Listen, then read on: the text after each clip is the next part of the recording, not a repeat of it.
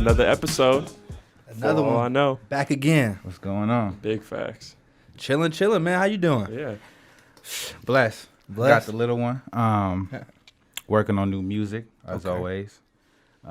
Just down here right now visiting family from Canada. Okay. Recently moved out there. Been out there for like 10 months now. Oh, So Is a it great cold? thing. It's cold. Real Yeah. cold. Like, you know, it's different weather. We don't get snow out here in Cali. Nah. So it's like when you go down there, it's just like a whole different climate and everything. You got to get used to it, you know. But it's cool though. I like it. It's very cultural. Mm-hmm. You get different. You got like Jamaican communities. Oh, wow. Got the African communities, Latin communities. We don't really get that out here. Oh shit. All in Canada. Mm-hmm. Interesting. wow. Mm-hmm. Well, before we get going, go ahead and introduce yourself for people who don't know. So my name's Cameron James, artist, entrepreneur, father now. Father first now though. Hell yeah. You know, and yeah. So Dope. How long you been at it? Cause I've known you for a while. You know, we've been Yeah. homies for a minute. So music, I started always writing at 10. Like my dad has always did music. He guitar and everything, band back in the day. So I started out writing and getting the process of writing at 10 and then performing at 12, YMCA's, Boys and Girls Club. That's how I kind of got my start. And then around like 16 is when I really took it like to the next level as far as I went on BET 106 in Park. I did the Wild Out Wednesday thing in 2011, and then I went back 2 more times in 2012. So I did that and opened up for a few big artists and kept the resume going. But back then I was going by Cam, which is like my name that everybody called me growing up. yeah. And then I had a whole different like scene as far as like it was more commercial, Disney friendly, you know, for the kids. That's how I started out. Like I said, YMCA's, you can't really be cussing in front of kids. So I started out like that. And then it got to a point where I had so much on my mind to write about and so much feelings I wanted to write about that I couldn't really say. So when I got to the proper age, that's when I changed the whole image from my real name, Cameron James.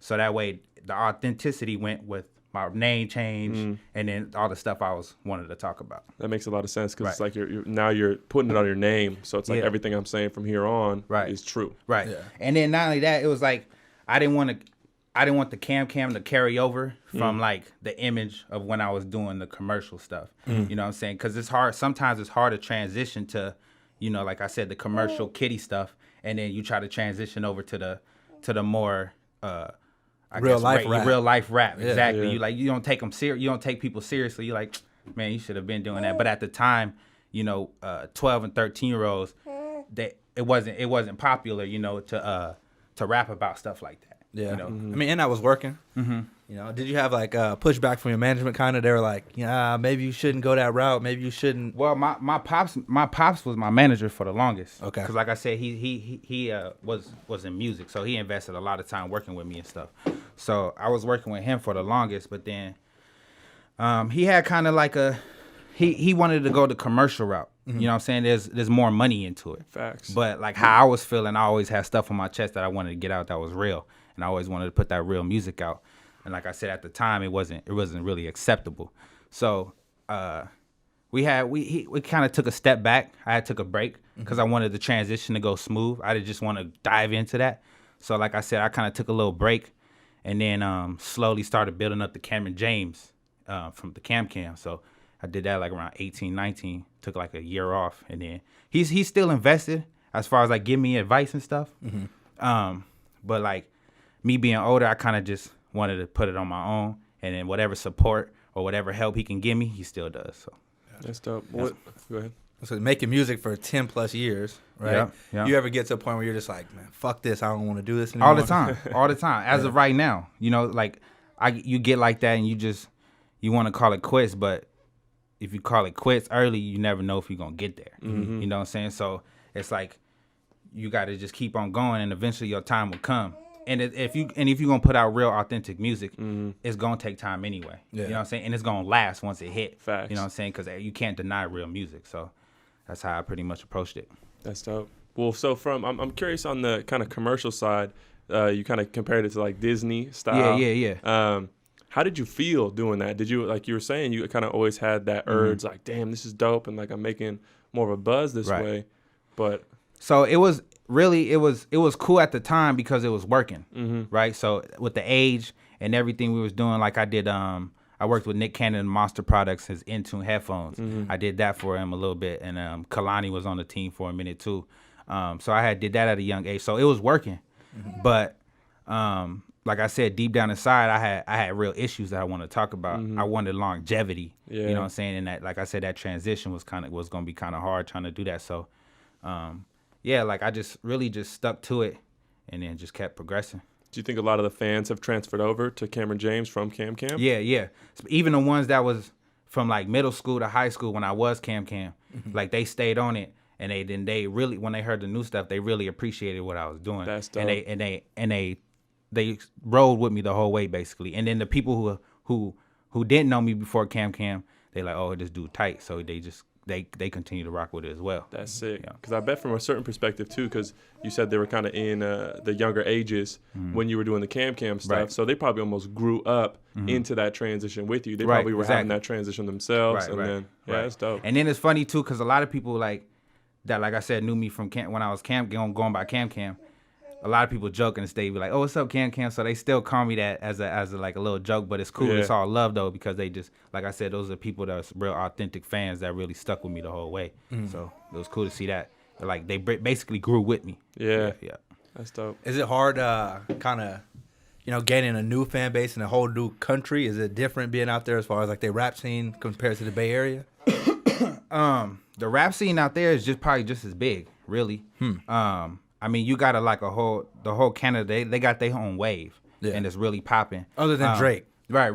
No, other than Drake, no, they got a whole, like I said, they got a whole new wave, like the new Bay. Yeah, okay. They got a new Toronto type thing. So it's like, the younger people coming up. So it's cool. I think too, like when you coming from somewhere different, like it's hard to pop in your own city sometimes. If you ain't really got that big push behind you, but if you go like to LA or the South or wherever, they're gonna support you because they don't know you, and they trying to get to know you. And if you come with a whole package of bars and branding and marketing, they're gonna get behind that. It's an interesting way to look at it. Yeah, I feel like that's the same for a lot of artists. So you gotta kind of leave the Bay to get on. We talk to artists all the time about that. The Bay's limiting. Yeah, it really is. Yeah, like I said, you gotta really have like that strong push. You've been making a lot more noise, I think, recently with your clothing line. Yeah, so the t-shirt's been moving. I started that. Yeah. When did I start that? Probably like 4 months ago. So up recently, really. And I just been, what I want to do is for the fam. I bought y'all some t-shirts too. Actually, I'll give y'all. So it's called for the. I made this thing for the fam in 2015. Me and my boy Bradley Rose, we came up with the idea. We wanted something basically that everybody can represent, that everybody can rock. Okay. Which is family. Family's the most important thing to me, so you feel me, and I feel like that should be the most important thing to everybody else. So I just kind of basically ran with that back in 2015, and when I was trying to making that transition over too, and I always wanted to push it as a brand, but at the timing wasn't perfect either. So I kind of just, as of recently, like I said, I just been making the clothing and the shirts, and what I was doing with it was making one-time drops. So every design was coming out, but you can only get it one time. So it's either, if you like that design, hop on it, because you're not gonna get it when the next one drop, or it's not gonna come back. Makes it a lot more exclusive. Exactly, more exclusive. So if that person got that shirt, the other person might not get it again. So makes sense. So were you designing everything yourself, like? So I was basically like stayed up to like 3 o'clock in the morning figuring stuff out, because I really wanted to push it. I needed a brand behind me. So I could sit here on Instagram, post for the fam, FTF, but you ain't got nothing to put. You ain't got no product behind it. Exactly. So the product needs to be there if you're gonna push a movement. You know? So that's basically what it was. And right now it's on hold because I want to do a website. So right now it was just I was posting it and like advertisement on my social media, and then like people would hit me like, hey, let me get this in this size, and I was literally getting down the information, putting it in the laptop, their email address, and their name, writing down their size, and then order everything like that. And then they'll do pre-orders, and then or I'll just order a bunch of different sizes, and it was going out. They were selling out like in a week to 2 weeks. Damn, that's dope. Yeah. That's like real grassroots type of way to do it too. So then like the website, it was like I said, I was staying up 3 o'clock in the morning. It was getting hard. Yeah. It was draining, really, trying to write down everybody's things and then making sure making sure correct. Mm-hmm. You got to make sure the address is correct. So I was just like, after these like 4th, 5th drop of shirts, I'm gonna just wait till I could get a website, so I could just send you the link and you could just do it all yourself. Yeah. And then have my boy Bradley Rose, he do all the shipping and all the product and everything. I was gonna say, so. how hard is it to ship from from Canada? Nah, so that's when my boy come in. He out here, he's in Denver, Colorado right now. Okay. But he's still in the States, and where the sites I was using was in the States, so it was he basically handled the whole shipping part. So that's what was also cool about it too. I had a partner to help me with it, so it wasn't too stressful, but it was getting there. Yeah. He's been on your team for a minute too. You touch on Bradley a little Rose, bit. Yeah. He used to direct your music videos. I don't know if he made beats or anything like that. Nah, he just directed, and he also just, I mean, he's one of the big people who like got behind me. I mean, like got behind me with the music and really trusted me and invested in me with his time. And I really appreciated that because he was a big help. You know what I'm saying? Like even with the camera stuff, and I didn't know how to work none of that, but he knew how to do that. So for him to sit back and take out the time and to do it, and then him also push towards the movement was a blessing. Yeah, That's dope. Yeah. So tell me a little bit about your background growing up. So growing up in the Bay, all over the Bay, really. Oakland, Pleasanton, that's where I met you at. Stayed in Brentwood, kind of over there by Antioch. Fresno, my mom from Fresno, dad from Oakland. LA for a couple months. Sacramento, Pops lived in Sacramento. So I've been really all over, you know, always bouncing around at different schools, you know, a year here, half a year there. But I learned a lot because I learned from, like when I was living in Oakland or when I was living in Fresno or Sacramento to living in Pleasanton. You get the urban city, and then you get the rich high class cities. And so you kind of get both experiences, and you kind of deal with the punches that are thrown at you. I think it makes you more of a diverse person, right? Yeah, too. You actually can adapt to different cultures, adapt to different environments. Right, like exactly. that. And then you get to learn both sides. You know what I'm saying? Coming from lower class and then adapting to the upper high class and the people who are rich or middle class or whatever, what have you not. But I know for me at least, it was different getting used to being out here. Right. As far as like, because it really, to be honest, there's not a lot of color. Yeah. You know what I'm saying? Like it's just not. And then too, when you come from like, you know, where we come from, they look at you differently. You know what I'm saying? The way you dress, you kind of dress differently. They wearing Abercrombie and Fitch, and we wearing Jabos and Bapes. And, you know what I'm saying? And we wearing PF Flyers, and they so kind of.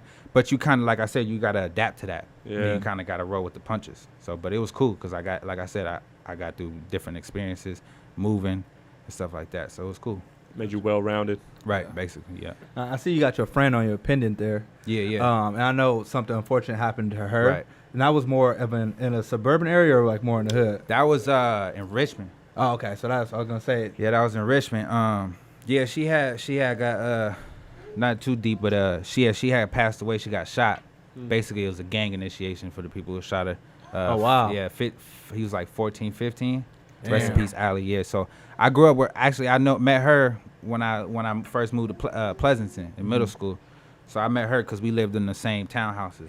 So all the kids would play and everything. So I that's how I met her, and then we just stayed friends. It was kind of like, even when we split up, and then we didn't talk for a couple years, a couple months. Every time we met up, it was like we just kicked it yesterday. Yeah. You know what I'm saying? That's how a lot of people I rock with now. It's like that's just like that. But yeah, man, unfortunately she passed away at age 20. Yeah. Gang violence or whatever, what have you. But but she with me all the time, even through my music. You know, so I make sure I keep her name alive because she was a big part of me and everything too. So gotcha. Yeah. Yeah. And then I'm not to keep touching on unfortunate situations, No, but it's you all got good. an older brother as well. That what crazy is, so he passed away in October, which was 3 to 4 months after she did. Wow. So he had came home from being in jail after a year.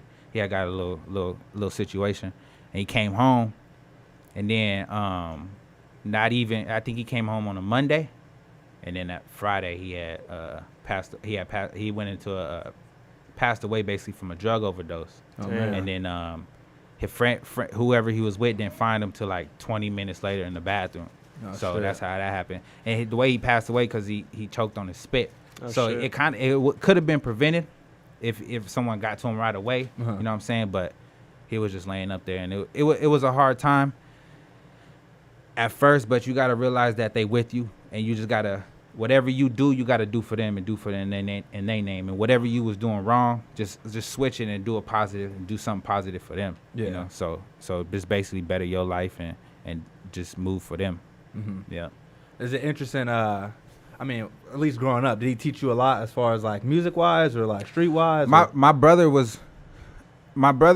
older brother, like, basically was someone who, I won't say a mentor, but was, because he taught me a lot as how to protect myself. Mm-hmm. You know, also kind of some of the hustling ways as far as like my music. He was doing some other hustling, but his hustle made me ran on to me with my hustle with the music. To stay Gotcha. consistent. You're gonna have some downfalls, but you got to keep going. Mm-hmm. You know what I'm saying? But you know, like, he played the big brother role too. So anybody mess with me, you know, he was there. Or if anybody mess with me, this is how you protect yourself. Mm-hmm. You know, don't be no punk. Even if you get beat up, you're gonna get respected for not backing down. Yeah. So he played that role for sure. And then I even he played a role in me learning from his mistakes. Mm-hmm. You know, I get to see his mistakes, and then, you know, not do that, because I seen how it affected my moms or how it affected the other people in our family. So I kind of just also learned from that way too from him. So yep. Huh. Mm-hmm. What made you move to Canada? That's exactly what I was about to ask. So I met my wife. Like 2 years ago now. Okay. We met online. We was talking for a little bit, you know, like, hey in there, hey, what's up, how you doing, checking in every now and then. And then we kept talking, and she finally was coming out this way to LA actually. Mm-hmm. I was telling her I'm in the Bay. It's kind of a little different. Before she even knew what it was about. And we just kept talking, and then she finally, after we got comfortable with each other enough, we just basically connected with each other. Mm-hmm. And we just linked up, and we just continued to stay on regular terms and basis of talking with each other. And then I went out there a few times, visited out there, and then we just basically hit it off. And we, you know, it just kind of naturally got together. Mm-hmm. And then we were a couple, and then went out there one summer. Didn't Came come back. back? Oh, Nah, I came back. But that summer we was making the baby. Okay, gotcha. So I come back, and I come back, and I kind of had a feeling that it was gonna happen. Like, I don't know, it was like some second nature was telling me, like, I think, you feel me, it's gonna happen. Yeah. And like a couple months after, she gave me the call. Was like, she kind of worked up about it, because it's overwhelming feeling. Hell yeah. And she was just like, I'm pregnant. I was excited though, Mhm. you know, but she had mixed emotions. 'Cause she didn't know tell her parents or how to go about it, or how I would even feel about Yeah. it, because she didn't know if it was too soon, or, you feel me. And you guys are living in different places, right? Right, exactly. And so it's like it's more than just, oh, I'm having a baby. We live in it's this distance type thing, Yeah. and it's like, you know, okay, well, we dated for a year. Are you really invested in this? Yeah. You know, if I had this baby, are you really gonna take the time out to really invest in this and be responsible about this? Mm-hmm. So we just roll with the punches, and man, real blessing. Yeah. So what was the? So you moved right after that, or? So I found out like August, maybe like August. Dope. And that's when I basically made the plans. Like, okay, well, we got to solidify this. I got to move out there. You know, I can't just be out here. I want to be with my child and stuff. Yeah. So I moved out there last October. Okay. October 26th was the day I actually left. And yeah, I've been out there ever since. Going on 11 months now, and it's just been a blessing, man. Like, having a little one, just it's not about you anymore. Mm-hmm. You know, it's not about you. So everything you do, it got to be for your kids. So even if you got a habit, you might have buying clothes or buying shoes, or, you feel me, spending a little bit on, you feel me, or you might have a vice. That don't matter no more, because the money you put into yourself don't go to you no more. You got to make sacrifices. And then it just bring you a whole different perspective of life, Cause it's like I said, it's not about you anymore. So everything you do don't affect you. It just affects your baby. So it definitely brings you a different side of life to you and a different understanding. And then man, you just got to be more loving, more caring, more patient. It brings you patience. And then when you wake up to that smile and that laugh, it's everything. Yeah. What would you say the hardest part of being a father is? It's a good question. Like I said, the patience. You know, trying to keep that patience day to day is a real hard thing. If you gotta, that's why I commend people like really single mothers who do it by themselves, or got multiple kids or whatever, what have you. You like I said, the patience is really the hard thing. If you co-parenting or you together and you got both parents in the life, it can make it a little easier, but that patience still runs out. You know what I'm saying? So you have to also find time to take time to yourself. You know, recollect yourself and just take time out to yourself and just take a breather, maybe go out and do some stuff. So that way when you come back, you feel in a better mood. You ain't just always irritated, you know? So I say the patience thing is probably the hardest thing. Everything else is smooth sailing. Yeah. So being in Canada, do you feel like it's affected your rapping at all? Do you feel like it's kind of bled into what you're rapping about? I assume since you're keeping it Cameron James, keeping it true, you're probably talking about the move and having a son. Yeah, now. so I'm constantly talking about what's going on in my life. Basically, I'm having my fans or new listeners or whatever take the journey with me. You know, so that's a cool thing. It really is therapeutic in a way too, because music is my therapy. You know what I'm saying? So yeah, man, it's a blessing. And then it makes you go harder. Makes you go harder. Your purpose of wanting to do it makes you, like I said, makes you want to go harder and invest more time in it. Because it's like I said, it's not about you anymore. Now you want to try to make it for your daughter. So when she grow up, she got the trust funds, she got the college funds, and everything is set up. She ain't got to go through what you went through. Exactly. You know, so that's another a positive thing about it. Yeah, for sure. You got any? What's like your top 5 artists you listen to right now, or top 3 artists? Honestly, I'm in the middle right now working on my first album. Okay. So as far as like new songs and new artists, I'm not even listening to. I'm on the old school thing. Yeah, because a lot of times too, when you listen to new people, you could tend to copy their style without even realizing. 100%. You know what I'm saying? Without even realizing, you'll write something, be like, and then it'd be kind of like what you just heard or what's the new wave out. So you want to kind of steer from that and stay in your lane. Facts. But as to answer your question, I'm an R&B dude. Okay. That's where for me the real music comes out in, because R&B is so authentic. You can't really make no bubblegum music with R&B, real R&B. You know, Music Soul Child and Aaliyah and all the real legends. You can't really bubblegum that and dumb that and sugarcoat that. Yeah. So that's constantly playing on for me. But as like rappers, you know, like Tupac, I'm a fan of the Kendricks, J. Cole. I'm actually just hopped on YBN The Mirror. Okay. Yeah, or Corday, I'm sorry. Corday is I heard it, I'm just listening to his new album he just dropped. He fired. It's cool because this DJ is from Oakland. You know, Doc. really? Oh, for real? Yeah. Yeah, okay. Yeah, that's what's up. That. Yeah, no, so just really old school music. Yeah, the old cats, the people who really set the platform for us. Yeah. You got vocals? Can you sing? Nah. I tell people I could Drake it, but I can't Chris Brown it. Okay. You know what I'm saying? Like I could do the melodies and the, you know what I'm saying, but I can't blow. I wish, because I feel like if I had both of those, it'd make it even a little bit better in that diversity. But my rap music speaks for itself as well. So, yeah. What made you kind of stop, or whatever happened with you in the Nick Cannon situation? So with that kind of it was a sponsor thing. Okay. The company actually Monster product. Like Monster headphones. Monster headphones, right. Gotcha, okay. They were Nick Cannon was kind of like an off-brand. So they had Monster Products. They had the, like I said, they had the, so they had like, for instance, Intunes, which is Nick Cannon. Then they had the different headphones, which was 24 karat. That was the all gold ones that you had like a bunch of rappers at the time. DJ Khaled and Meek Mill was wearing and stuff.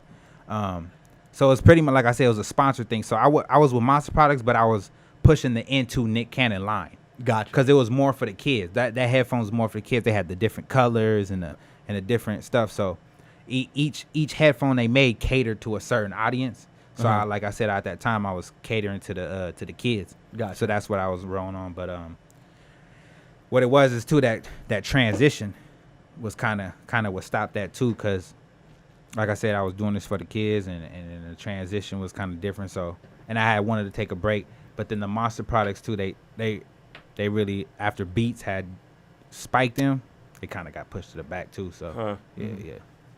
Now, was it weird like seeing Kelani blow up, or did you like always know she was super talented? I always knew she would be when she was in I believe Pop Life or the little TV show. The little TV show where she had that group with the band and everything. Yeah. My dad basically, he's really invested in and really known in the music industry as far as like the old school people and everything. So he knew people that she was working with. Okay. And like we was like 16, I had met her and everything.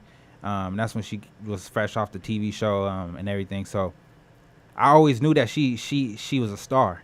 You know, you just know stars when you see them. So to see her blow up was really a blessing. But then you kind of like, you also get that side like, damn, I was right there with her. Yeah. You know what I'm saying? Like, and then knowing yourself, you're like, damn, I could have. What opportunities did I miss? But you can't really. You got to take that fuel and run with it. So that's what it pretty much was. Yeah. Gotcha. She's huge now, though. I was like, major. Yeah. Crazy. That's crazy. Yeah. She really. Whoever was behind her team and whatever, they really did it right with her for sure. Yeah. So do you come down and visit the Bay Area often, or how often do you come down? So I ain't been, like I said, I haven't been back for 10 months, but now it's gonna be a regular thing. The reason why I took so long to even come back was because of the baby. We was dealing with a lot, but like we gonna be like the holidays for sure coming back for Christmas and everything, and then like 3 to 4 months I'm gonna try to come back and link up, because I still gotta stay in touch with my roots, which is the Bay. So I can't really steer too far away from it, but I gotta branch out as well. So yeah. What'd your parents think when you told them you had a little one on the way? Moms was excited. Yeah, cause you know, like my brother had passed and everything, so, and you know, he left one behind a little son, and then my sister had just had a baby a year after, and then so it kind of helped her, because it was kind of like a coping thing for her. Like she got another grandbaby coming in. So the family was cool. Pops was kind of like a little on edge about it, because he's invested with the music and everything. He didn't know how that was really gonna work, and then it's just Pops, like that's kind of just how he is. He's just kind of skeptical about a lot of things, but I mean, he came with reality, like that's what it is. Like it's nothing's gonna change. So you can either be bitter about it, or you could be happy about the fact that your son having a child and you're gonna have a grandbaby. So, yeah. So it came with time, but it definitely worked out. Definitely. Yeah. How old is your son? Oh, girl. Yeah, no, you good. She 5 months. She'll be 6 months on the 15th of September. Damn, that's dope. Time flying. Yeah, seriously. Man, it feel like just yesterday we was in the hospital. I was just holding her, but I feel like every week is something new, like rolling over, talking more, trying to hold her bottle. You know what I'm saying? It's always something new, which is great, but it's a great experience for sure. Was it your girl or the doctor who told you that it was going to be a girl? So I had told her. So the doctor told her it was a girl after when we was able to find out the gender. But before we even knew, like when she told me like it was like she was pregnant, I'm like, it's a girl. And I wanted a girl, and I spoke it into it. I feel like I spoke that into existence. Okay. Most dudes are like, I don't want a girl. Nah. What it was is, for me, I felt like I wanted a different. I would have been blessed with whatever I had, but the reason why I wanted a girl is because I wanted to be able to learn how to love my wife. And I wanted to be able to learn how to love women in general and respect them. So I felt like that for me, in my way, was going to be the foundation for having a daughter. If I could learn how to love my daughter, respect my daughter and everything, and show her a way, and teach her how to respect herself, I could do the same thing for every other woman. Gotcha. Yeah. Okay. Is it weird being married now? You know, like we don't really put it. No, because I don't really look at it as like the title thing. Okay. Like if we're married or not, it's still gonna be the same energy. It's still gonna be the same relationship. Us being authentic with each other and keeping it real and communicating. Communication was the big thing. So, I don't call her. I just call her my wife as far as the title because that's what she is. Yeah. But the marriage really don't affect anything. Like it's the same. We married without the title. Gotcha. You know what I'm saying? So yeah. Gotcha. So let's see. As far as like switching it up a tad bit, you ever deal with any like paranormal activity type situations in your life? Like you see a ghost or ever get scared? Oh, you know, it seemed kind of weird. Used to trip me out because when I used to think about this when I was younger. I don't know if something was wrong with me and shit, but I used to like hear little echoes in certain houses that I lived in, and when I got older, I was like, man, is this me just tripping or is this that place really haunted? Because at that time I didn't really know. You know what I'm saying? I'm a young dude, but I definitely went through that. But nothing too major, like with just like little here and there when I was younger and stuff. Maybe certain houses I lived in, but yeah, nothing too crazy. Got you. Well, I got a question for y'all. How did y'all start this podcast? Like how'd y'all come together?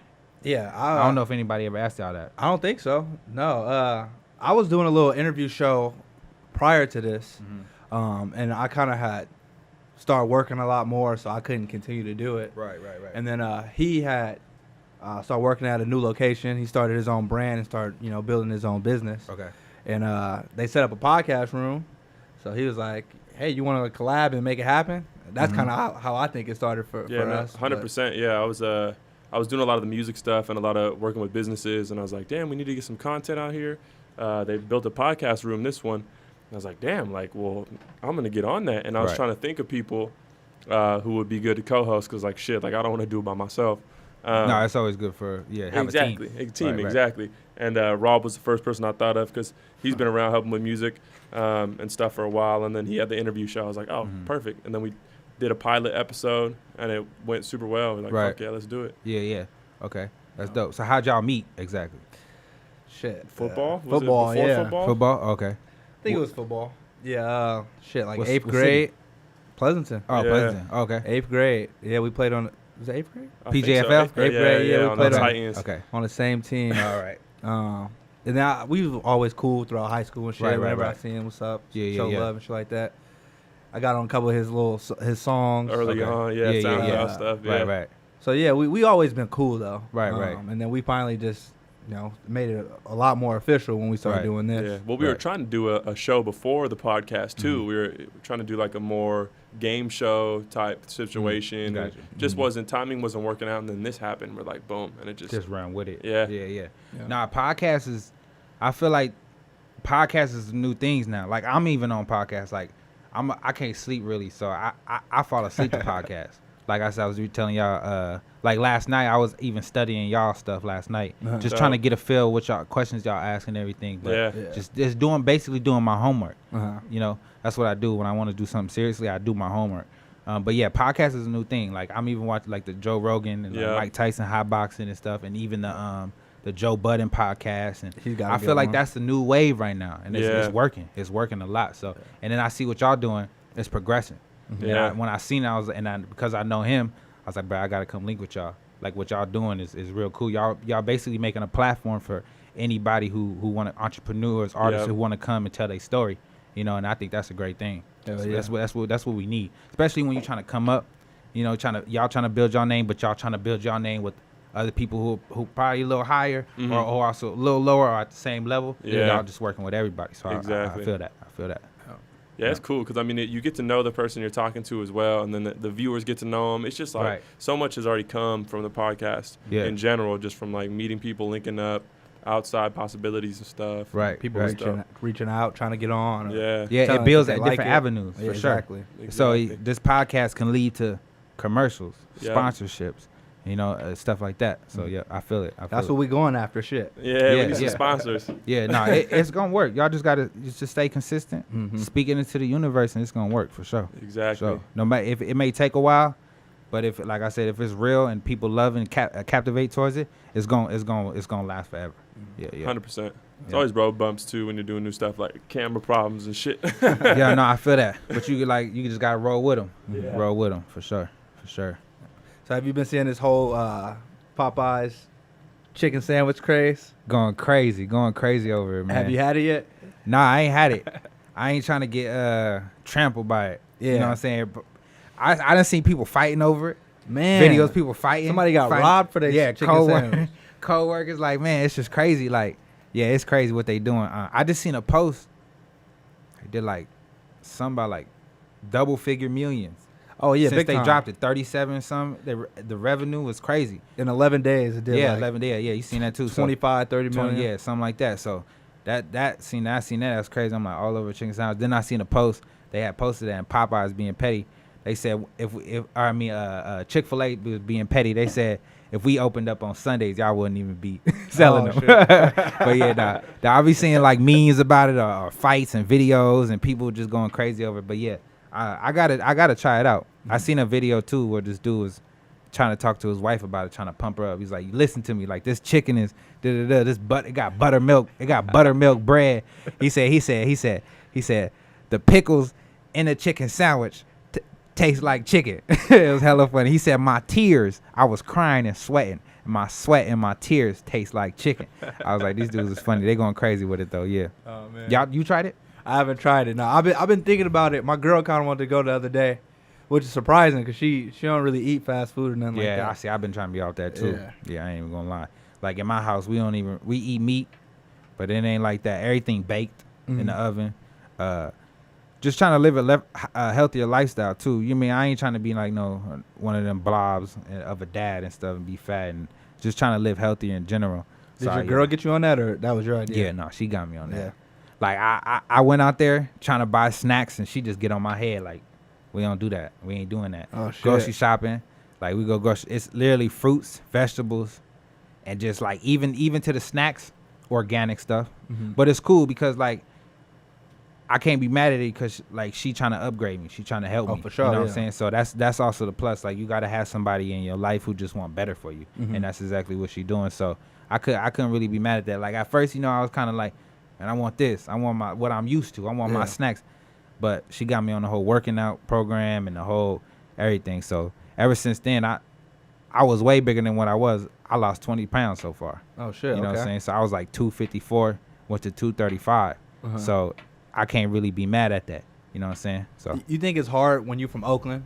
Because there's like a mentality that we kind of taught. Right. You know what I mean? And then as far as like a woman trying to not tell you what to do, but telling you what to do. Like, you shouldn't be doing this. You shouldn't be doing that. You like, yeah. Like we I ain't even gonna lie. Like she even tell you like we bump heads sometimes. Cause I'm like, man, like just cause she'll tell me don't when you go to the store don't buy this. I'm like, and after hearing it every time you try to go to the store, you're like, bro, I heard you the when you told me yesterday. I heard you. Like you ain't got to keep telling me.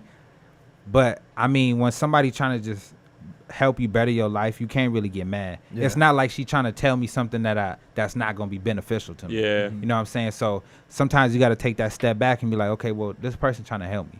They ain't trying to just nag on me for nothing because they just trying to nag. They trying to nag because they care about me. You know what I'm saying? Or we might looking at it as nagging because we just so used to what we used to, and then somebody want to try to make a change for you, but it's nothing but a positive change, really.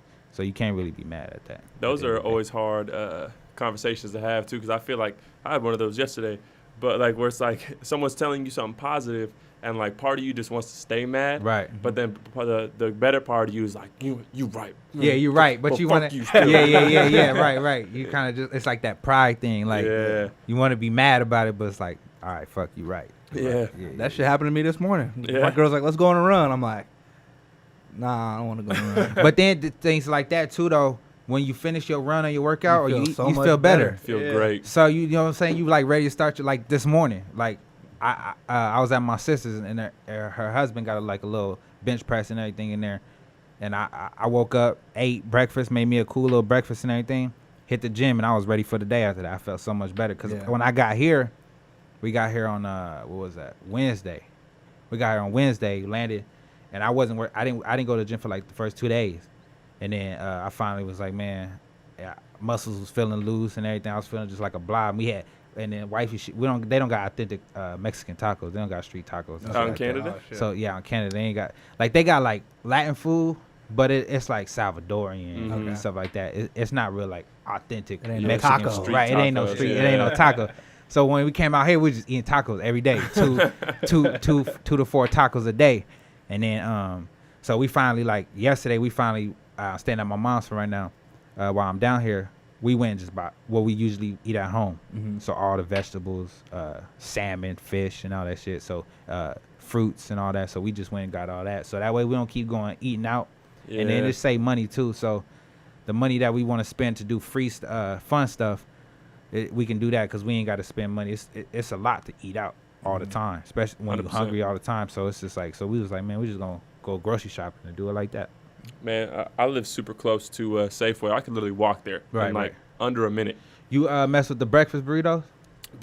Those Fire, smack, they bro. is good. Fire. Smack. Yeah. Do you drive to Safeway? Hell no, I'm bro. about to say, bro. I know where you live. He live at, like next motherfucker. door. Yeah, no, Right You there. can see Safeway from his window and I shit. can't, no, 100%, bro. I Yeah. counted. It takes me literally maybe 45, 50 seconds Oh, yeah, to yeah, get you into the door. Oh, But right. it's hella dangerous, though.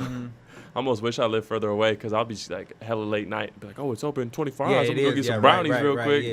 Yeah. Phew. Right. Munchy time, you like, fuck it, it's Seriously. right there. Right. I feel like you do feel 100% better. We were just having this conversation with our last guest, Troy, about eating healthy. How you really do feel. Obviously, you save money as well, but you feel way better and Yeah, you don't feel so sluggish. yeah, You get more energy because everything's so natural. Fruits and vegetables that just give you natural energy. yeah, Rather instead of processed stuff and stuff sugars that's not really natural or organic. exactly. It just you might want to have some candy, but the apple gonna be better for you for sure. And it's Exactly. gonna give you energy. And it's gonna 100%. give you that long. The sugar rush might last for a little bit, but that natural sugar is gonna last forever, and it's healthy. So, What's your go-to healthy snack? really any kind of fruits like pineapples, mangoes, pineapple smack. with the tahini powder and everything. Ooh. Okay, there we go. Yeah. Yeah. So watermelon, really just fruits. Fruits is always a thing, and that stuff you could keep eating. And Yeah. and it ain't gonna affect you in no way. Yeah. You might go to the bathroom. That's just cleaning you out though. But Yeah. and then they got these out there. I forgot what brand they are. Oatmeal cookies.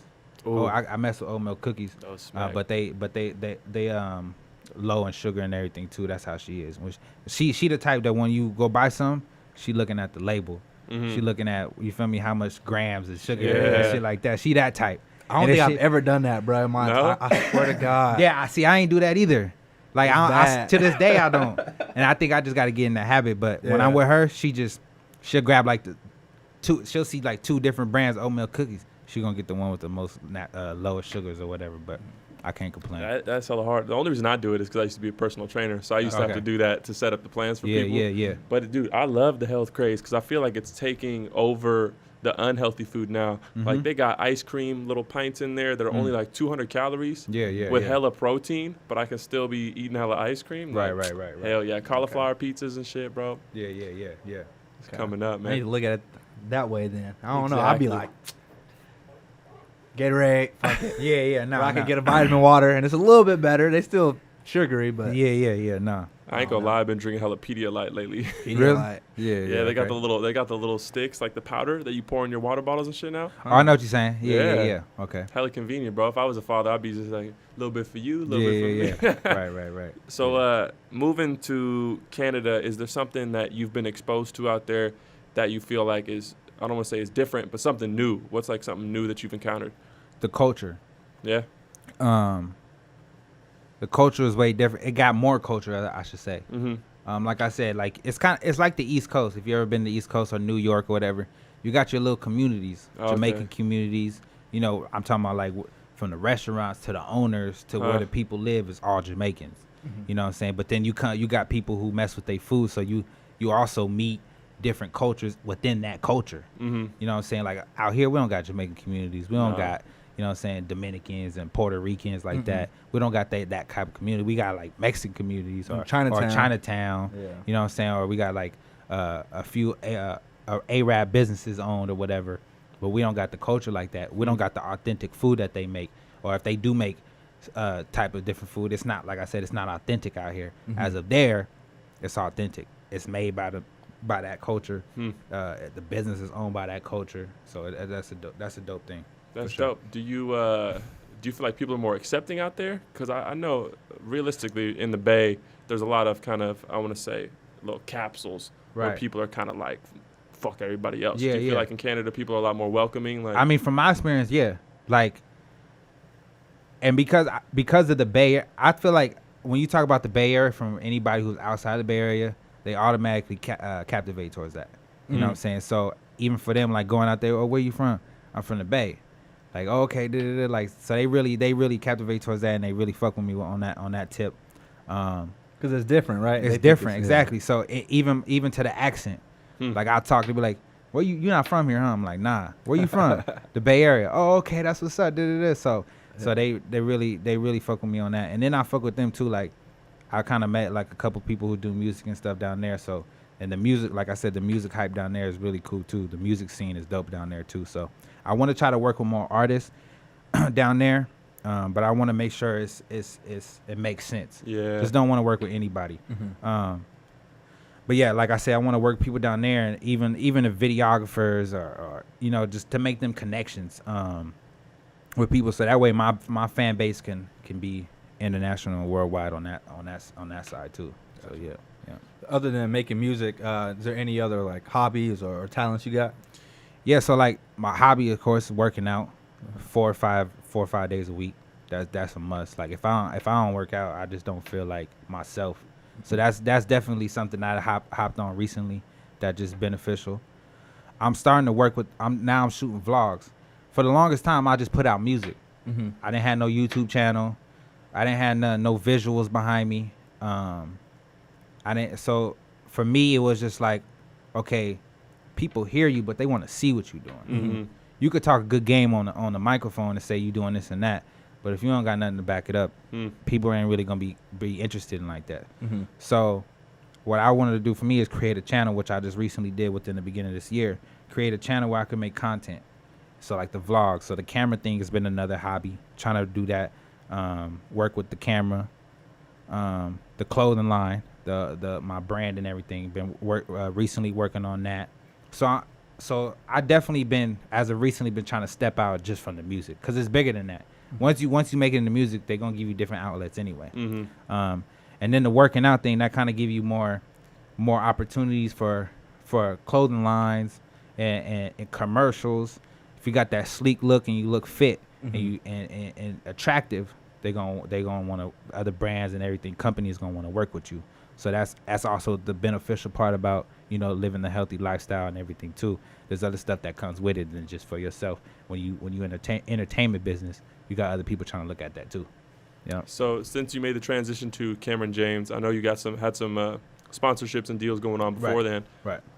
Have you noticed any new ones come up since you started the vlogs and started this kind of new campaign? Definitely, like as far as like new people trying to work with me, for sure. I'm still trying to like work on the sponsorship side, but like that's a lot of that's hard. You got to do a lot of reaching out for that. But I mean, like it's always some people new always captivating towards me, so that's always a blessing for sure. That's dope. Yeah. So what are you gonna? You got a name for the album you're trying to put together? Or? Yeah, 1995, after the year I was born. Okay. The reason why I named it that was because I wanted to be it's real music. I mean, I'm gonna have some radio music, of course. You don't want it to be all real music. You want to have fun with the track. You want to have fun with the album and everything. But 1995 was basically the concept for the album where I came from. The year I was born. And it's basically going to be telling you a story from the beginning to the end of the earliest years that I remember and experiences up till now. So from the year of 1995, or a little bit after that, I should say, because you don't remember when you were first born. But your youngest years and the stuff you went through, I went through, you just basically tell all them stories and the most effective stories, like my brother passing, friends passing, having a single mother, raising 4 kids, moving around. Being on Section 8, but then you got to make them fun songs for the girls. You got to make the songs for the people want to play in the clubs. You know what I'm saying? So I'm giving you a little mix of both, but I named it 1995 because when I put out my project, I want you to, right off this project, I want you to know what my music's about. You know, I want you to know my story, this and that, and it just be like, okay, I'm gonna run with it. Yeah. So, in terms of music, you probably saw this question coming, but how do you feel about how music is today? I can't, you know, like, because the type of music like that I make, it's kind of like, it's really bubblegum to me. Like but it's working. So you can't really be like, you could be mad if you want, because like you're an artist, you're like, nah, like this how it should be. Yeah. But you can't really be mad because that's what's working. And like, you know what I'm saying? So, I mean, to the people that's doing it and it's working for them, I commend them. Like, all about me is get your money. Like, do whatever you doing that's working for you, keep on doing it. So, but I mean, sometimes you get that little like, really, they making this popular? Yeah. They playing this on the radio. You know what I'm saying? Every station, it's on this station. But like I said, man, you can't knock the hustle. Somebody get to it. They get to it. You can't knock somebody who get to it at all. So, yeah. You don't get nowhere hating on somebody. Facts. You know? So, facts. You really don't. I be hating every once in a while, man. I can't help it. I can't help it. A lot of it's self-destructive, though. That's my biggest critique on it. You know what I mean? It's like, it's one thing if, like, you're being... Even like someone like Blueface, he's not being super self-destructive. I knew you was gonna say Blueface. I know, but I'm not even knocking him. But I feel like people like the little peeps and the ones who are really pushing that drug agenda. It's like you see their life deteriorating, but they're still winning on the financial side. I know what I get what you're saying, you know because it's like you pushing something that's not really beneficial to nobody but yourself. And it's like, okay, yeah, and then it teaches the new generation that they think that's what's cool, that think that's what's in, and it's not. It's kind of really thriving off negativity. Yeah, it's and like then poisonous. But you also say like you kind of that you hating kind of gives you that negativity, exactly, like that negative vibe. So you kind of got to be like, all right, man, just let them do what they do, whatever. Yeah. Just focus on your shit. So, but I kind of feel you because I do the same thing. Like I listen to like you said, Blueface and everything, or just as an example, or like whatever. You kind of listen to shit like that. And you like, what is this? Like this is what music is turned to nowadays. Yeah. But then you gotta look at it. They might be here for the day or tomorrow, but they might fall off in a couple longevity months or next year or whatever, next week or whatever. And then you got cats like Kendrick, J. Cole, Drake, who been in the game for 10 plus years and still running, still winning, still top, number one hits, billboards, boom, boom. Instead of the cats that you take K's who's getting locked up, Tekashi, getting locked up and telling. Yeah. And ruin your reputation. So you kind of when you talk about certain things, you kind of got to make sure that before you go into it, you kind of got to deal with what's going to be given to you. The energy that you giving out into the world, you got to be able to receive it. You know what I'm saying? And have that same energy when it come back to you. Yeah. So yeah, definitely. I mean, I'm sure you guys heard the Future situation, right? When he said he was scared to admit that he didn't sip lean. Like he doesn't sip lean anymore, but he still raps about it. Oh yeah. That's how he sells his records, right? He makes money that way. Right. But he was like, I was kind of scared to let my fans know I wasn't sipping no more. Yeah, and I think the reason of that because you kind of your fans is the fans you got is that's the reason what gravitated them towards that. You talking about that is what gravitated them towards that. So it's like when you try to make that, like I said, kind of when me making transitions or whatever. You kind of want to make sure that they kind of stay on that wave and they really going to be with you when you make that difference in your life. Yeah. You know what I'm saying? So, like I said, it's kind of like thriving off negativity. Is you going to stay thriving off negativity, or is you going to be able to accept the changes with the positivity too? I feel like, I commend you for this as well, because I feel like taking that transition is difficult. Yeah. Because I was even talking to someone about Lil Nas X, how I was saying like it's going to be difficult for him to transition now if he wanted to, into a more serious role. I thought you were saying to a woman. I ain't making no comment on that because I'm trying to make music for everybody. You know what I didn't know where you was going with it. I didn't know where you was going. Nah, but like a prime example I like to use is like Bow Wow or Romeo. Yeah. You know, like when like he made songs for the kids and everything, and it was on the kid hype. Then when he tried to get serious and hard and talk about this and that. Yeah. Like, we grew up with you. We seen you on TV. We know you ain't really doing all that. Like, Yeah. and if you are at this point when you older, You're an you're idiot. kind of going backwards. Yeah. You know what I'm saying? If you're talking about killing people and doing drugs and promoting this and that because it's what the wave is, Mm-hmm. you're kind of going backwards, really. Mhm. Yeah. So Hmm. Yeah. That's I a good think example. Romeo actually, he did it right. he did. Well, You he know got what I his dad behind him. Exactly. He got somebody who been in the business and know the game. I mean, Jermaine Dupri was behind Bow Wow as well, Mhm. but I mean, the transition really wasn't there for him. But Romeo, like, I don't even think he make music anymore. He went to the more business aspect. Yeah. He kind of made music to start off with, and then it branched out to everything else. So now he on TV. He don't even he making more money now off that than he Yeah. was off the music, Yeah. and that's how it should be. Yep. You know, you can make your music here and there every time once you make it to a certain spot. But if you why stoop down to something with lower when you making lower income when you could be focused on something that's making you higher income? Don't Exactly. work backwards. You know what I'm saying? So Yeah. if the TV and the movies and stuff and the business and whatever you're doing is more than the music, you might as well just keep on doing what you're doing and keep growing like that. 100%. Yeah. Don't fix what's not broken. Right, exactly. So what would you say your hardest part in your career has been? Trying to stay consistent as far as not quitting. Mm-hmm. That urge to want to, like, man, when is this gonna work? You know what I'm saying? That's just, and it kind of get discouraging sometimes. But like I said, you don't never know if you're gonna make it when you quit. Mm-hmm. You know, it might be that week or that opportunity that you quit right before that you won't get because you quit. You know what I'm saying? If you would have kept going maybe a couple more weeks, couple more months, or another year, you could get to that. But if you just call it quits, then like I said, there's plenty of times where I wanted to call it quits. And I was just like, you know what? Maybe this ain't working. Maybe this won't work. You know what I'm saying? But the people who stuck with me since I was younger and Cam and the other people who stuck with me even to the transition, it's crazy because even certain times where I was like, man, I'm not even gonna do this no more, and I just be silent for a couple months. I get a DM or a text like, I love what you're doing.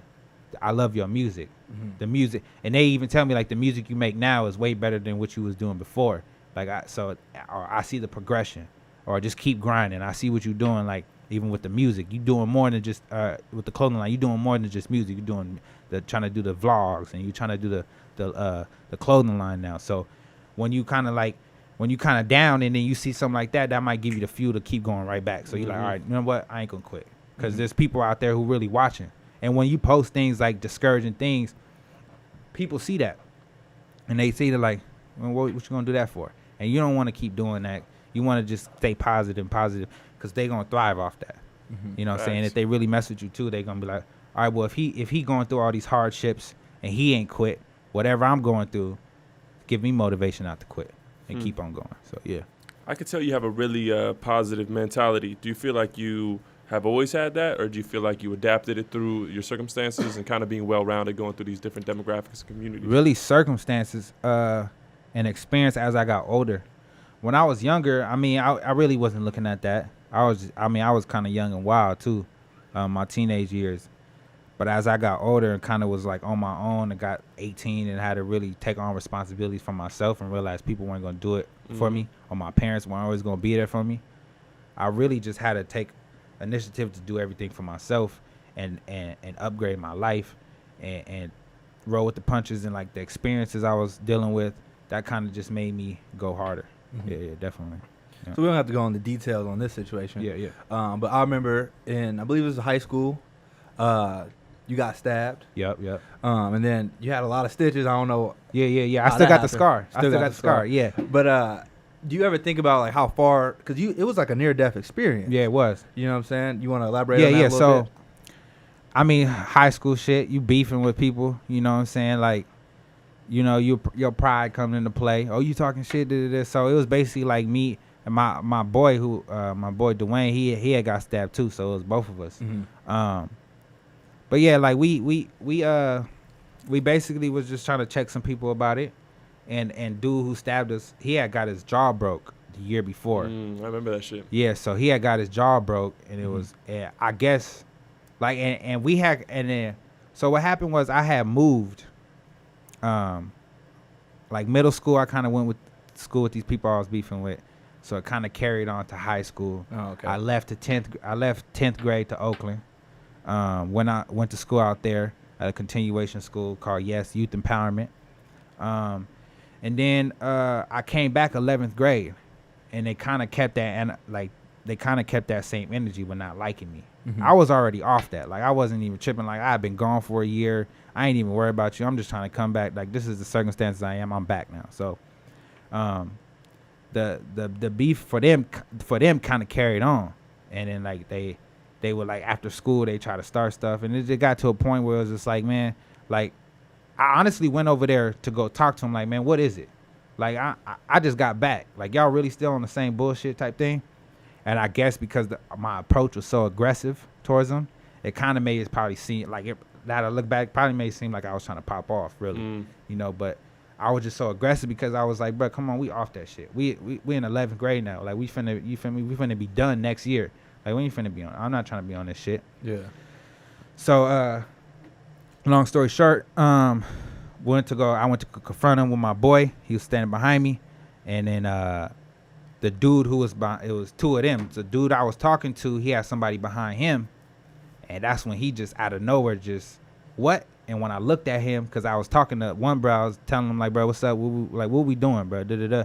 And then the other bro was just sitting in the back, and then he was like, what? And I finally turned to him because he was the one talking to me. And as soon as he said, it was like a split second, just boom. Oh wow. And it like got me, and I didn't even feel it because it was so quick. And I was like, what the hell? I had a black shirt on, so I really couldn't see nothing anyway. I lifted up my shirt, and I had a hole from the knife. My boy who was behind me, I turned to him and showed him. He seen it, and then that's when he went to go hit him. He hit him, bruh fell. But when my partner tried to go mount on him, pretty much like try to hit on him, the dude hurry up after he fell, quickly turned and got him on the side, and then they just booked it, took off. And we was at what high school was that? Village? Yeah, Village High School. Okay, downtown. That's where it happened. Yeah, that's where it happened. So we all inside of Village High School. Oh, shit. Everybody surrounded because it's just after school. Everybody surrounding us and everything. And I'm like, bro, I'm trying to go home. Like, you feel me? Like my first thing is like, bro, let me just go home. Like it's finna be bad. But my partner was he where he got hit, he couldn't walk. Damn, like his whole body, once he got hit, he just fell. So I didn't want to leave him. So I'm like, not even knowing my situation, how serious it was. Yeah. I'm like, I'm just trying to go home. Like, you feel me? Or anything. Like, I'm just trying to get to mom's. Like, yo, this is what happened. But I couldn't go nowhere because my partner laying on the ground. So, and then by that time, people calling the cops and ambulance and everything. And I wasn't bleeding on the outside, but I remember I guess when he pulled out the knife, something came out with it. And I seen it. So I pulled on it, but it hurt. So I was like, oh, shit, I ain't pulling. I don't know what this is. So ambulance came, police came and everything. Police trying to ask a bunch of questions. I'm like, bro, we stabbed. Like, you ask me them questions later. Like, take me to the hospital. Yeah, take me to the hospital. So they try to lay me on the ground, checking my blood pressure and everything. And I'm just like, bro, we need to go. So they finally load us up in the ambulance. I swear I wasn't bleeding till I got in. They laid me down, and the person the person was like, let me look at it. Like they want to see how bad the wound was. He was holding pressure on it. And then he was like, I'm going to take a look at it. I guess the pressure or whatever happened, whatever he was doing before he looked at it, I remember I was laying back and the blood came out so fast, I could feel it. And so, and then like right here, I had a puddle of blood. So I remember feeling it. I felt right here, my hand was bloody. I'm like, oh shit. It was crazy. I knew it was so much because he literally looked for a second and was like this real quick. And he was like, even he says like, oh shit. And to hear somebody professional say something like that, you like, oh damn. Yeah. So I'm like, soon as I had my phone, I'm like, oh, bro, it might be over. I ain't even gonna lie. Like, took the phone out, called moms, called pops, called my older brother. Older brother was heading over there. Cops got to them first. Pop, brother was trying to do some shit, but called pops and moms, told them the situation, told them what hospital I was going to. The people from the ambulance was transferring me over to the doctors. So they had to keep pressure on it, basically. So they're like, okay, we're going to transfer you, but when I got to the hospital. So now the nurses and everything and the doctors, they got to take control over now. So now they got to look at it because they don't know what it is. Yeah. The same thing. Lift up real quick. I felt the blood again. I'm like, oh, shit. they checking vitals and everything, checking blood pressure, blood levels, and then they're like, he lost half his blood. Damn. So at that time, I remember I was like, damn, like, I remember going through the hallway. They were taking me through to some room or whatever to do the operation and everything or whatever. I remember going through the hallway, looking up at the lights, and then I was thinking about my cousin. Like, he's my cousin basically through relationship, but I was thinking about, like, man, if I don't make it, at least keep him. We both can't go. You know what I'm saying? Like, we both can't go. So if I don't make it, just keep him. And I just remember that being my thought. And they put the mask over me. Not even under 10 seconds, I was out. And I just remember praying. Then them last, like, couple of seconds that I was going under. And I remember waking up, coming out of it. Everything was blurry. Just like, basically just like pretty much coming back to reality. And I remember I was like, fuck, like, I'm really here. Damn. And I remember when I finally just fully came to my senses and everything, I started crying. Because I was like, oh, shit, like, I'm really here. Yeah. Like, I lost half my blood. Then when I started thinking to myself, I'm like, oh, fuck, my cousin. Yeah. Like, what, where, then he was like in they had like divided. So everybody who got out of surgery, they kind of put you in a room with like a couple other people and a couple other beds. And I was thinking about him. As soon as I thought about him, I hear him screaming. But like in pain, but like because he just got done with surgery. Oh, okay. But I knew where we was at. We was cool because we just got done with surgery. So now it was just the healing process. And that made me cry more because I was like, damn, you didn't just you didn't take none of us, really. Yeah. You kept us both. So that was just a blessing. And then that right there too for me was also a big life change because it made me look at and appreciate life even more. And even at such a young age, I was like 16, that kind of made me want to go harder too. So it was like every moment I'm here, you never know when you're gonna go. Mm-hmm. You know, and sometimes I play back too, like my brother passed and I'm like, for my mom at least, I'm like, damn, what if she had two sons that was gone? Damn, yeah. You know what I'm saying? Like, I mean, even though my brother passed, it's like it could have been both of us. Mm-hmm. You know what I'm saying? And my mom would only have one son, which is my younger brother and a daughter. Like, so you kind of gotta take the positivity out of the negative sometimes. So that's how I kind of roll with that too. Gotcha. Yeah. Damn, I mean, especially when you look at your daughter, right? You like, damn, like all this could have been. That couldn't happen. Yeah. And then that's crazy too. A lot of that come to play because you like I feel like a lot of people, artists and everybody, and personally been just passing. Mm-hmm. Just crazy passing to like to the XXXTentacion and just like different even local artists from Florida or whatever, just been passing over nonsense, bro. Yeah. And it's like to the Nipsey, you know, just unexpected just deaths and just like you kind of look at your daughter and you like, damn, I don't know when I'm gonna go. I just hope that I'm here long enough to teach you what's right and wrong, or try to at least guide you to what's right or wrong and stuff like that. So that's another thing too. You kind of look at your child like, damn, I need to do everything that I can to live, to be here for as long as I can. You know, so some of the stuff that you used to get into that was negative, you got certain friends that you hang out with, and certain shit you used to do, can't do that no more. Mm-hmm. It ain't about you no more because you wanna be here for you, but then you want to be here for your child and your family for sure. Mm-hmm. Yeah. Damn, that's huge. Oh yeah, hold up. So I don't know what size y'all wear, but I got a shirt for you. Oh, most definitely. And a shirt for you. Thanks. Both large. So this is the one I wanted too. Is this? This is the one. Right, the cream one. Yeah. So dope. Yeah. So I got a couple others. I got a page too. For the Fam Apparel. So everybody go check that out. For the Fam Apparel, everything spelled correctly. I got a couple drops, and then I had a lot of people send me pictures of them rocking it. Uh-huh. So that kind of helped too with this people when they see people rocking it, they like, okay, he doing something. So let me get one.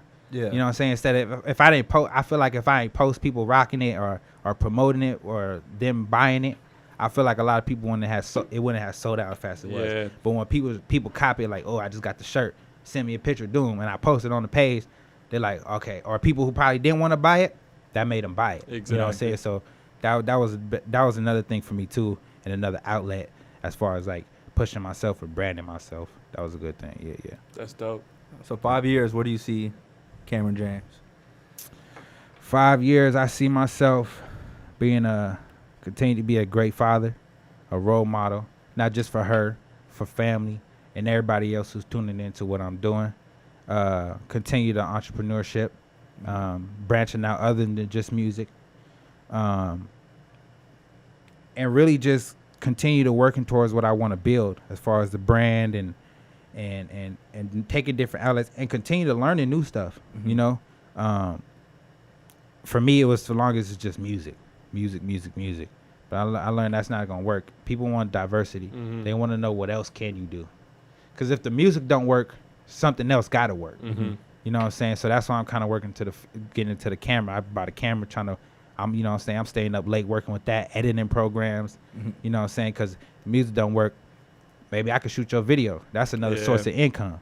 You know what I'm saying? And then I could build a buzz to help me with music to also connect with other artists or create better opportunities for myself. So like that's the filming and everything. I just hopped on that for that. And then hopefully take it to keep learning. And then that could bring me to a director, you know, and then or even to the close, you know, that so it could progress until we're hopefully someday something big, you know. And then it's also just, it's bigger than a clothing line. It's a lifestyle for the fam. Anything that you're doing, be for your family. That sole purpose of what you're doing got to be for your family. Something you want to provide for. That motivation, family got to be your motivation. That got to be the first thing you think of when you wake up. You know what I'm saying? So for me, it's just continue to learning new things and taking different outlets other than just music, but also having the music incorporating all that. Yeah, for sure. I like that mentality because I feel like a lot of people, especially a lot of older cats, they always kind of tell you like, nah, you just need to focus on one thing and just keep grinding at it. But I think like it's more accurate to do what you're doing because that's exactly what I'm doing too. Right. And I feel like when you are focusing on one thing, you eventually lead to other things too. Right. Like picking up a camera and start doing a couple things here and there. Exactly. I think it's I like what you're doing. Yeah, Long story appreciate short. it. Yeah. No, you gotta branch out for sure. You gotta branch out. Yeah. Well, shit, you want to ask the question? Yeah, well, last thing I'm going to ask, for anybody coming up or anybody trying to do anything in their life, you know, what would be that one thing you would tell them, you know, to keep going or to overcome anything? I would basically just say if you really believe in yourself, that got to be the main thing, to believe in yourself. Because if people see you doubting yourself, they ain't going to rock with you. If you doubting yourself, then they gonna doubt you. And even through the doubters, if you stay consistent and block out the doubters, and you just, man, I'm gonna stay on my grind regardless, then that's one of the most important things. Patience, have patience. It's not gonna happen overnight, and if it do, it's not gonna last long. Yep. You know what I'm saying? Find your sole purpose of why you doing it. You know, that's the first thing. Why are you doing this? You know, and then speak whatever you doing into the universe. You know, I'm a firm believer in that. Whatever you like I said, for my daughter, before we found out she was a girl, I spoke that into existence. I feel like, you know what I'm saying? So definitely speak things into existence. Keep working and have a positive attitude. We all get down and think negatively about things, but make sure you turn that off real quick and just be like, you know what, shake everything off. Be like, you know what, I'm going to keep on grinding. I'm going to stay positive through this. Even when I fall, you know, I'm going to keep going. That's another thing. And make sure you have a good foundation, a team. Definitely, you can't do nothing by yourself because you can learn from someone that you didn't know. And then if you have a good team behind you, you honestly grow and you learn new experiences that you probably wouldn't have even learned while you was working with yourself. So having a good foundation, a good team is definitely another thing. Nothing is ever done without a team, for sure. So those would probably be my key points of how to when you coming up and you're trying to, whatever it is you're doing, sports, whatever, just stay consistent. Have patience, hard work, and have a team. Yeah, for sure. Do you have any things you want to plug before we close it out? Oh yeah, follow my Instagram, Cameron James Official, FTF. Everything spelled correctly. And new music on the way. My first debut album. I got music on iTunes right now. Got 4 videos I just dropped within the span of like 6 months. On my YouTube channel, so make sure you subscribe to the YouTube channel. Everything you can find on my Instagram in the bio though. Yeah, so just, you know, Cameron James on iTunes, Spotify, Tidal, basically every music outlet. You can find me on music platforms and YouTube. I'm working on the YouTube. Follow my clothing page for the Fam Apparel.